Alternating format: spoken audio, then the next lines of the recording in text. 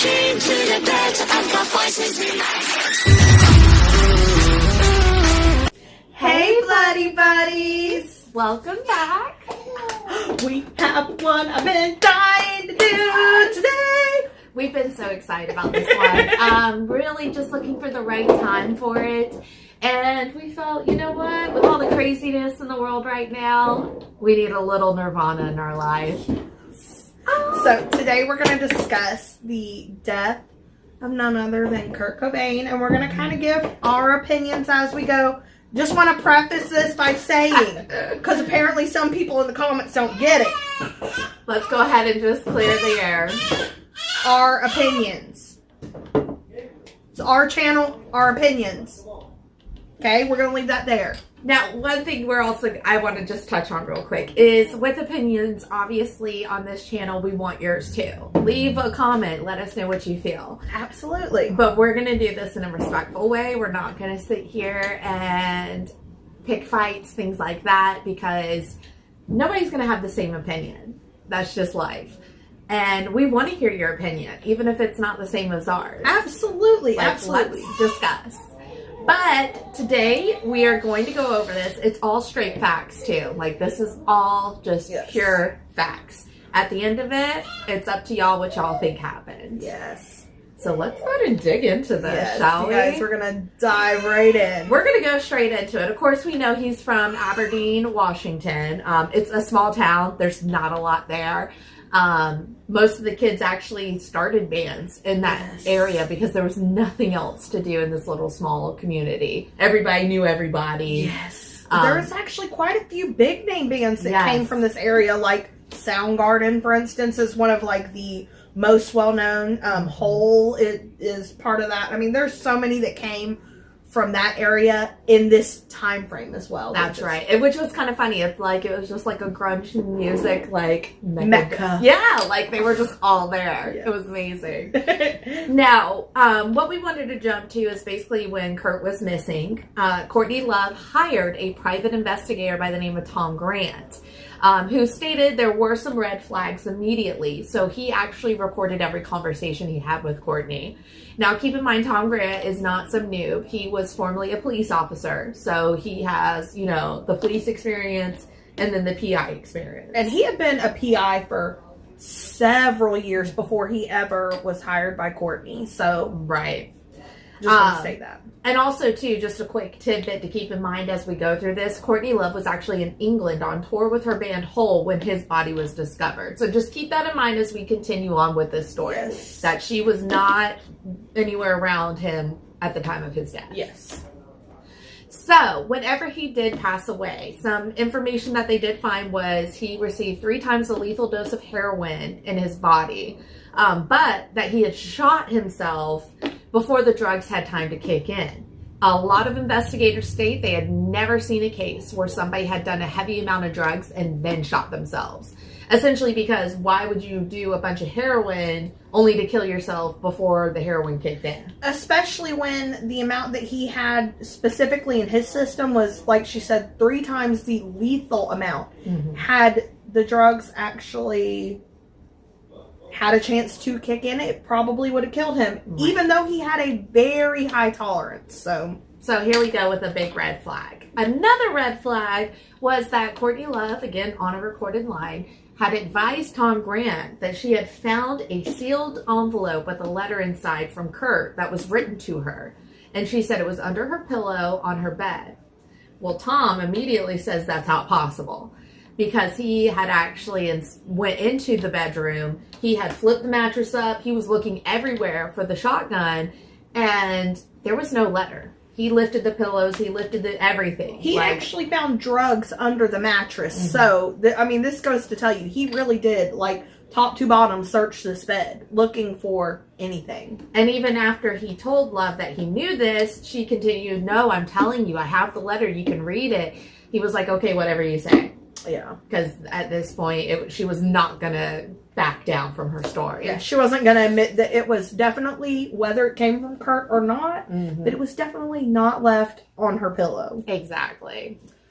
So 4 days before his body was found, Tom Grant meets with Courtney Love. She advises him that she contacted the credit card company and that they told her tickets were purchased for a flight, but that they would not be able to say where, only how much, and that it was 2 tickets. Yes. So Courtney then confides she's upset because she believes Kurt wants a divorce, stating that he left her a note in Rome saying he was leaving her.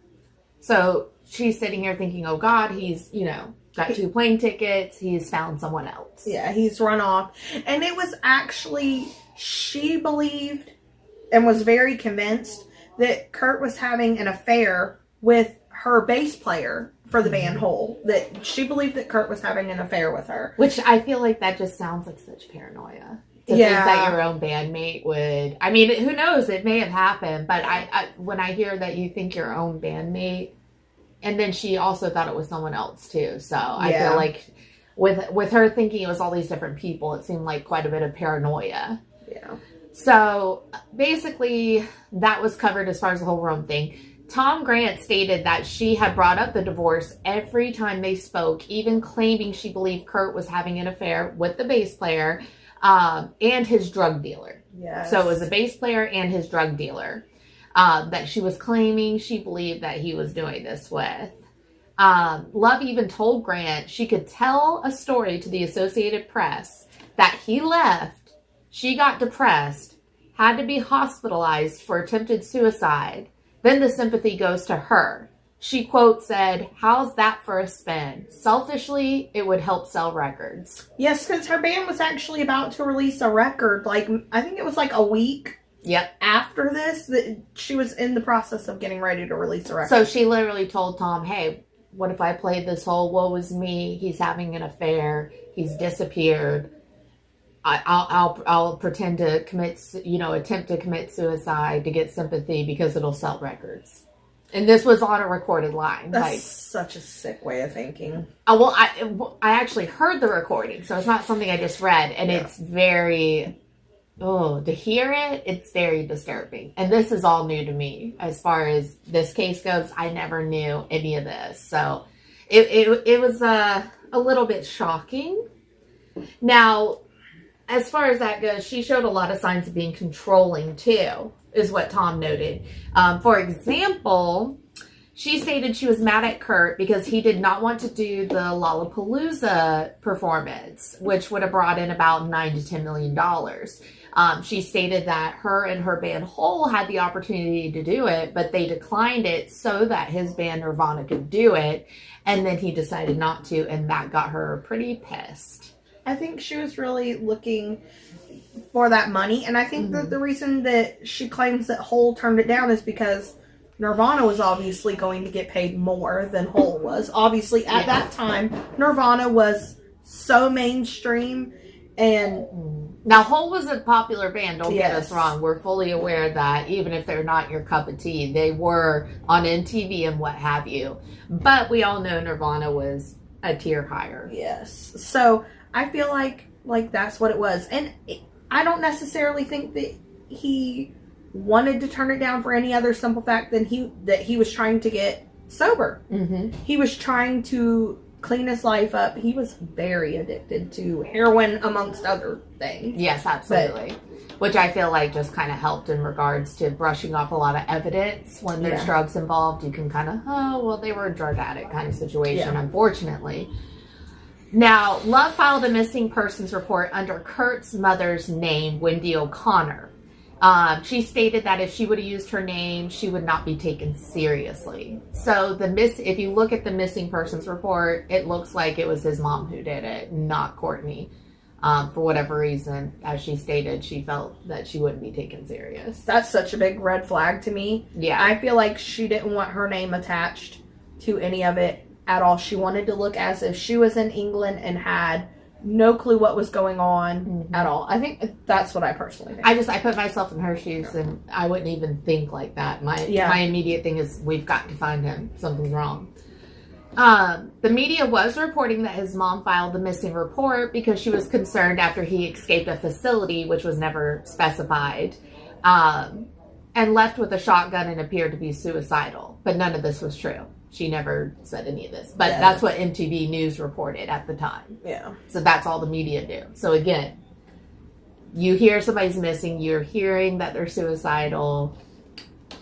She definitely manipulated the media to her advantage. I'll say that much. Regardless if she did it or not. Yeah, she manipulated the facts media. are facts. She manipulated the media heavily. Yes. So, regardless of how you feel Yeah. of the outcome.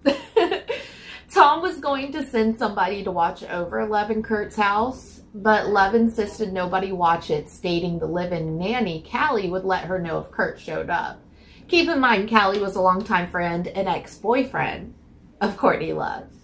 So it's her ex-boyfriend watching her kid. Which I thought was just Super in general, weird? Yeah. I thought it was strange, but I mean, people have such open relationships, you know. What's weird to us might be normal to them. Exactly. So I'm not going to judge that. No, we're not even going to go into Callie like that. I mean, it is what it is. But to us, it was definitely peculiar. Strange.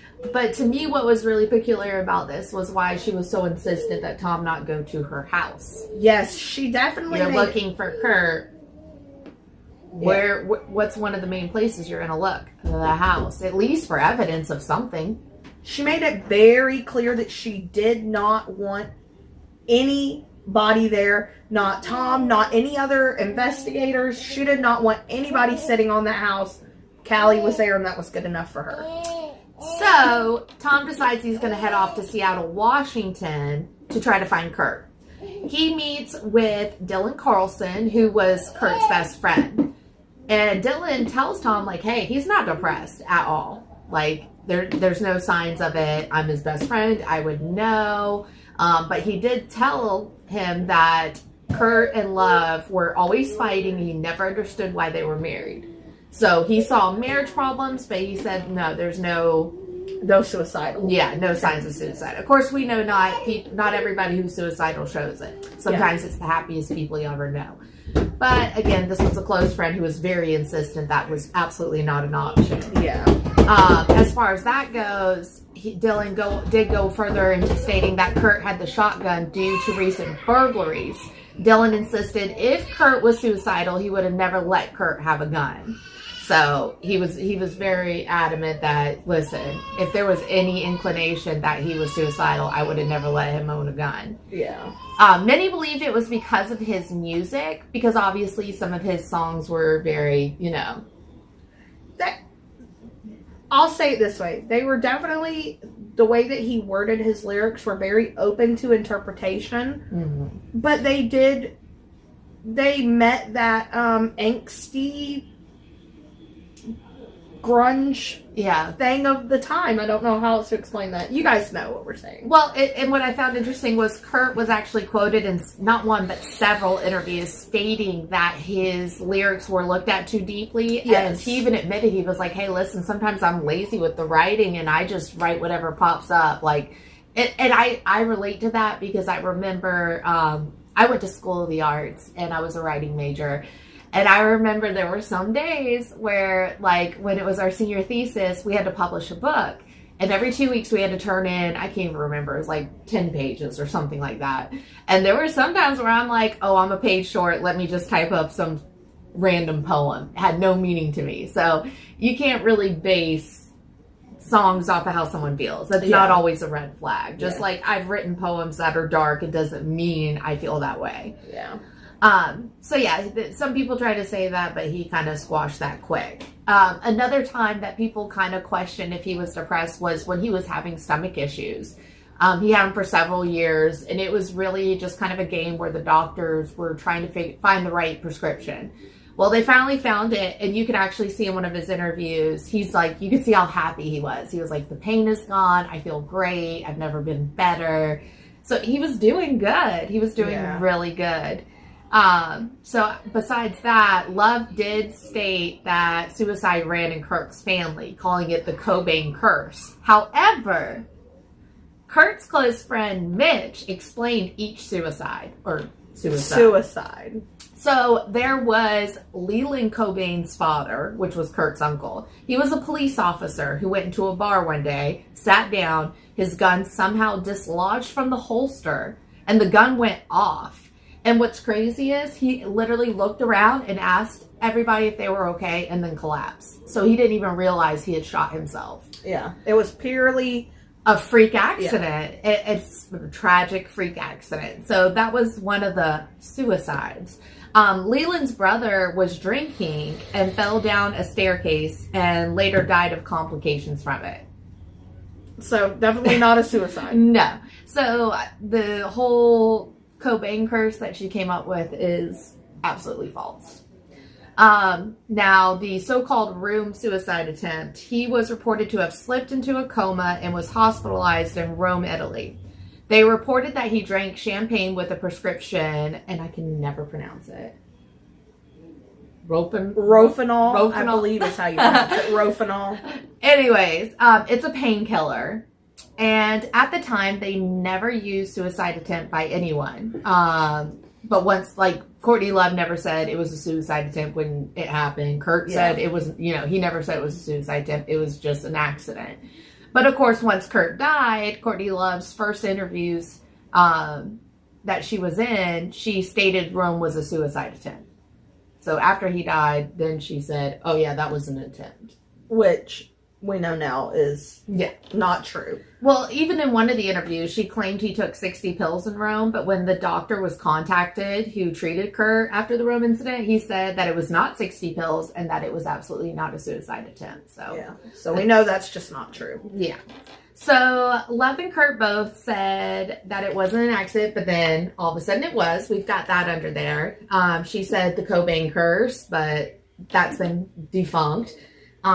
We've got all these things starting to slowly stack up. And again, it's just not going in her favor. Where it's not necessarily, oh, she did something to him, but it's, you're trying to cover something. Mm-hmm. You're trying to make this look like it's something it wasn't. So, well, speaking of covering, Love claims Detective Cameron told her to get rid of the note that Kurt had written her because it depicted her so poorly and discussed how he wanted divorce.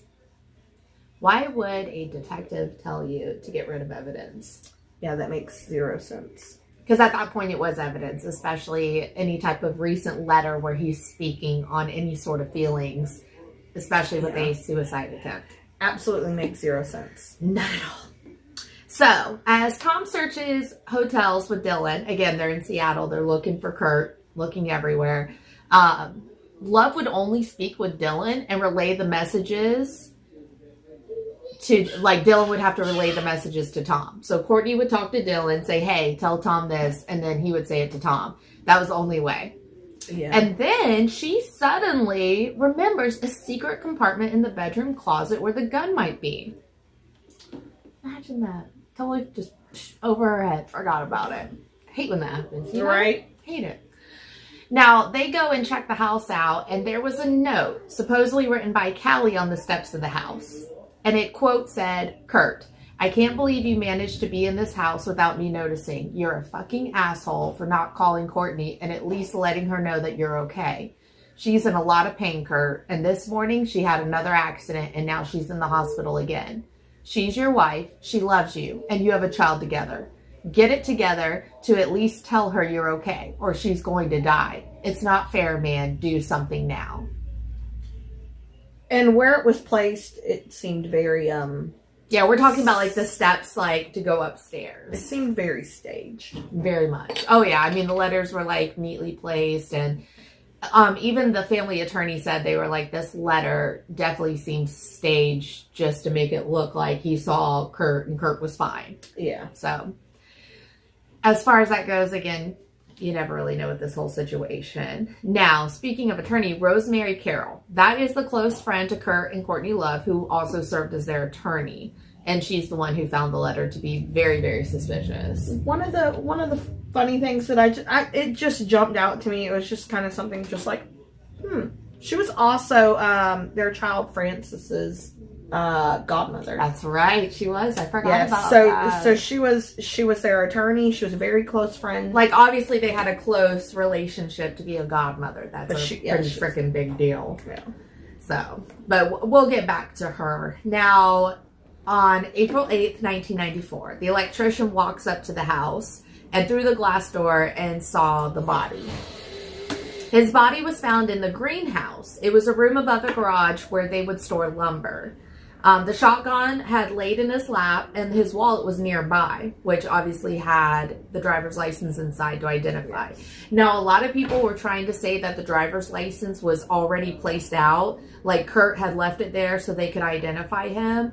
Not true. Yeah. What happened is once the police showed up, they actually pulled the wallet and pulled his license out and saw that it was him. So he had to take a picture. Yes. So Kurt never laid out his driver, which is, for those that don't know, it's very common in suicide. They will leave their driver's license in plain view so that they can be identified. Especially with something like a suicide by shotgun. Yeah. Because it does quite a bit of damage, so... What really bothered me about this whole situation was, as you know, the scene is being investigated, Tom attempted to speak to the detective in charge, stating he had information that may help, but the detective actually told him he was too busy. And of course, with Tom being a former police officer, this left him completely dumbfounded. Like, I'm telling you I have evidence to help this case and you're shooing me away. Yeah, he was actually in the home the day before his body was discovered. So it's not only did he have evidence, but I feel like if he was in the home the day before Kurt's body was discovered, that'd be the first person I want to talk to. Absolutely. I just thought that was strange. It was very strange, but I feel like, again, this was something where it was just jump to conclusions, clear the books. Yeah. Especially because of a few facts. They knew nothing about the drug use or any investigation before ruling suicide. That's how quick they said suicide. Many believe Courtney Love's missing person report was a setup so that the police would automatically assume suicide. Yeah. I mean, she put in a missing person. It was from supposedly his mother, who knows you better than your own mom. And she put on there that she was worried it was suicide and that he had a shotgun. Yeah. And lo and behold, here he is with the shotgun and he's dead. So, bam. They think, okay, suicide, this is easy. The police report states that the door was locked, but it was simply a twist lock that could have been locked as someone left. The report also stated a stool was blocking the door, preventing access. But another report states that the stool was actually sitting in front of the French doors. So, this screen room, there was like 2 doors here and then French doors here. Yeah. And the stool is over here. This door over here was locked, but again, it was a twist lock. So you could literally twist it and shut the door on your way out and it would be locked. So this doesn't really prove that somebody, you know, locked themselves in like they're trying to make it look. And actually, I've seen the actual photos from the crime scene, and you can see this stool that they claimed was blocking the door. First of all, the stool sat lower than the doorknobs, so there's no way that it could have blocked the doorknobs. Mm-hmm. Second of all, it was the only piece of furniture in the room, and it was sitting kind of off to the side of one door, but this is French doors, so they both open. It's just sitting right here. You could have easily opened the other door. It made no sense. None at all. Now, Kurt was found gripping the shotgun with his left hand. The exit chamber on the gun was facing the right side, yet the shotgun shell was found on the left side. Now, of course, if there was some sort of furniture, it could have possibly hit it and ricocheted. There was no furniture. There was nothing that the shell could have ricocheted off of. So, logistically, it makes no sense. And because of the shotgun and the size and everything, there's no way that when he shot it, the shotgun could have flipped around. Like, it had to have stayed in that same position. Yeah. And that shell would have had to have landed the other way, but it didn't. Which made zero sense to me. That's a red flag. The detective also stated the photos of the crime scene would never be developed because they never do for suicides. And this is actually unheard of by other homicide detectives. But that was what he said. He said, oh, it's a suicide. We don't even develop the pictures. So the pictures were never developed and investigated. Now, they were recently done. Yes. Well, not all of them. No, not all of them. I think it was 35 pictures were developed and released. It's not all of the crime scene photos. And the pictures that they actually released don't show very much anyways as far as evidence goes. I don't think that the pictures that actually show any form of evidence will ever be released. Probably not. Now, Detective Cameron, remember, this is the detective handling this who told Courtney Love to get rid of the letter that she received because it made her look bad. Well, he actually resigned after learning that the chief of police was planning to fire him due to him planting evidence and covering up a theft in a criminal investigation. Yes. This is the man that handled this situation. So, just to put it out there. Now, Seattle PD advised Tom that if the patrol officer believes it was suicide, they advised the medical examiner's office of so. So, a patrol officer with no homicide experience got to determine that this was suicide. Not only that, but one of the strangest things to me was that they listed on the death certificate that it was a suicide the same day that his body was found, which is totally unheard of, because even in a suicide, there has to be some form of medical examination. Yes. There's no way that it could have been done the same day. It's just... No. And, I mean, on top of that, the Seattle police actually allowed Kurt to be cremated 6 days after being discovered and waited 30 days to process the shotgun for fingerprints. They ended up giving Love the shotgun to have it melted down and allowed the crime scene to be torn down and destroyed. So there goes all the evidence. Any evidence that would have been there is completely gone. Now, Rosemary advised Tom that Love had contacted her asking if there was an ability to null and void their prenup and that she needed the most vicious divorce lawyer right before he died. She tells Tom this later. Yeah. Kurt also reached out to Rosemary wanting to remove Love from his will weeks before his death. So she hits Tom with all this information. He's like, are you freaking kidding me? Like, holy shit. Like, everything's lining up. Like, yeah, why didn't you say this before? Exactly. And it was very, very bizarre. And what was crazy, too, is that with this whole Rosemary lady, she was so close that she was the godmother of the child, but Courtney Love would not allow Rosemary to see the suicide note. And I found that to be a huge red flag right there. Yeah, that's your lawyer. Why wouldn't you allow your lawyer to see the suicide note? And it wasn't even it wasn't the original. Courtney had a copy of it. The original was given to the police. So it's not even that she was handing her like this original one little piece. She wouldn't she wouldn't even let her read a copy of it. Yeah. Once Rosemary did eventually see the suicide note, she did confirm with Tom that it was a copy of things he had written before and that it was somebody copying his handwriting by tracing. So these were literally excerpts from things Kurt had written in a notebook prior. Yeah, and somebody just kind of blended things he said together and traced it. That's what Rosemary's stating. So, again, another really big red flag, especially somebody who was so close to the family. Now, they even had a forensic linguist, Carol, who stated that the letter had red flags because most of the note was about his music career and very little until, I think, the end of the letter involved his love for his family. She said that's in suicide letters, you never see that. It's never, oh, all about my career. Oh, love you, family, bye. Another odd thing to me was that the writing was very, like, Kurt wrote very small. I don't know how he had very small. Right, some people write big, some people write small. He had very small, like. And everything was perfectly lined up on a piece of paper that was not lined. Mm-hmm. Everything was perfectly lined. And then all of a sudden at the bottom, it's huge lettering. It's all sloppy. It's like going like this. Like, it definitely looked like two separate people had written this. Oh, absolutely. To me personally, it looks that's just my opinion. No, you can tell it's blatantly two different. And it's not just like, oh, his handwriting started getting sloppy. It was extremely different. It's two different handwritings. It was pretty obvious. And then another huge red flag was when Tom actually went to Courtney Love's house after all this happened. He went to interview Dylan about some things that happened. Well, Courtney sends him upstairs with her, has him shoot up before the interview, and then sends him back down to Tom. And of course, he's so high he can't speak. Yeah. Tom knew right away what she was doing. Like, she purposely got him high on heroin so he couldn't answer questions. Yeah, he was like out of his mind. So yeah, it was pretty bad. Another red flag that stuck out to me was Courtney Love never revealed to Tom that Kurt was actually seen April 2nd by Callie, and phone records confirmed that Courtney Love spoke to Callie 8 times that same day on April 2nd.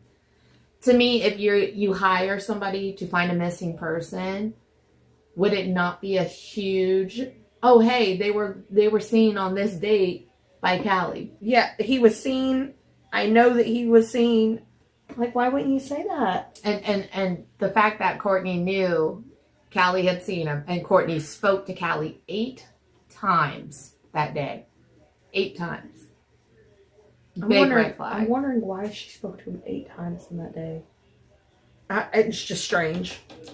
And it's a shame, too. So, again, here's all the red flags. It's obviously up to you to decide what you think happened.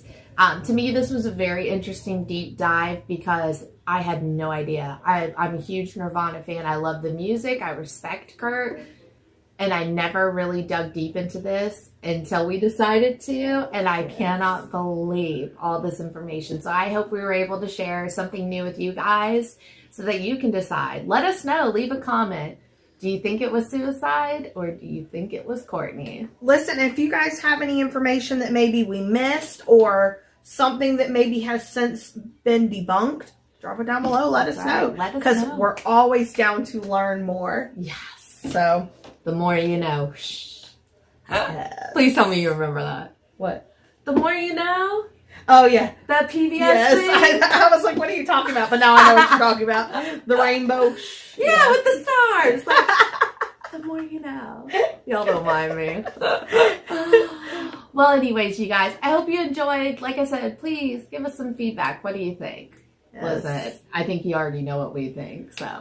I mean, if you ask my opinion, he was killed. You did it, Courtney. Now, you didn't do it personally. You got somebody to do it. I think Callie did it. I think Callie did it. I think she paid him. She was his dope dealer.